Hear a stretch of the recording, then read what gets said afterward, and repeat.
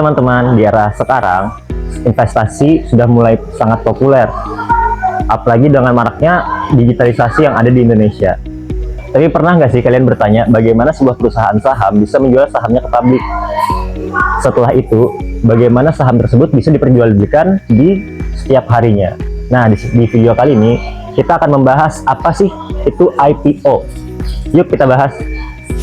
Perlu kita ketahui, IPO adalah proses di mana suatu perusahaan menerbitkan sahamnya untuk pertama kali, di mana perusahaan menawarkan sahamnya kepada masyarakat umum. Yang kita tahu, perusahaan sebelumnya adalah perusahaan tertutup yang sahamnya dimiliki oleh pihak internal saja. Namun, setelah adanya IPO, perusahaan menjadi perusahaan terbuka atau yang kita ketahui dengan perusahaan go public. Tujuan daripada perusahaan menerbitkan sahamnya atau meng-IPO-kan sahamnya itu adalah untuk menambahkan dana atau mendapatkan dana dari investor untuk memperbesar modal dari perusahaan tersebut. Saham yang diterbitkan oleh perusahaan itu diperjualbelikan di pasar premier, di mana perusahaan memperjualbelikan sahamnya kepada investor di pasar tersebut. Proses IPO tidak terjadi secara instan, namun ada beberapa tahapan penting yang harus dilewati. Pertama, persiapan internal. Perusahaan akan menyiapkan laporan keuangan yang transparan, melakukan audit, dan memperbaiki struktur organisasi agar siap menjadi perusahaan publik. Kedua, penunjukan underwriter atau penjamin emisi. Biasanya perusahaan bekerja sama dengan perusahaan sekuritas yang membantu proses penawaran saham ke publik. Ketiga, pengajuan ke Otoritas Jasa Keuangan atau OJK. Di sini, perusahaan mengajukan dokumen resmi untuk mendapatkan izin IPO.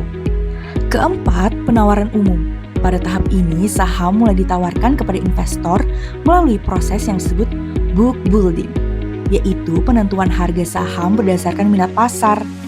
Kelima, pencatatan di Bursa Efek Indonesia atau BEI. Setelah itu, saham resmi tercatat dan bisa diperdagangkan. Setelah semua tahap ini selesai, perusahaan resmi menjadi perusahaan publik dan sahamnya bisa dimiliki oleh masyarakat luas. Proses selanjutnya terjadi di pasar sekunder. Pasar sekunder adalah tempat di mana saham yang sudah beredar dan diperjualbelikan oleh investor. Artinya transaksi tidak lagi melibatkan perusahaan secara langsung, melainkan terjadi antar investor.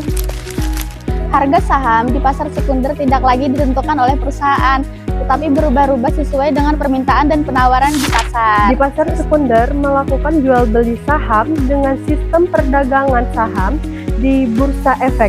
Lalu bagaimana prosesnya? Pertama, investor harus membuka rekening saham di perusahaan sekuritas. Yang kedua, setelah investor mendapatkan rekening saham, investor bisa menjual-belikan sahamnya di aplikasi trading. Ketiga, setiap transaksi yang dilakukan itu diproseskan oleh Bursa Efek Indonesia. Keempat, harga pasar selalu bergerak secara dinamis mengikuti permintaan dan penawaran di pasar. Perbedaan utama antara IPO dan pasar sekunder terletak pada siapa yang bertransaksi dan siapa yang mendapatkan keuntungan. Pada IPO atau pasar primer, perusahaan menjual saham untuk pertama kalinya dan mendapatkan dana langsung dari investor. Di pasar sekunder, saham diperjualbelikan antar investor sehingga keuntungan didapat dari selisih harga atau capital gap. Di IPO, harga saham ditentukan oleh perusahaan dan penjamin emisi, sementara di pasar sekunder, harga saham ditentukan oleh banyaknya permintaan dan penawaran. Dari penjelasan tadi, kita dapat mengetahui bahwasanya IPO adalah tempat awal dari perusahaan untuk masuk ke pasar modal. Sedangkan pasar sekunder adalah tempat transaksi saham itu berlangsung.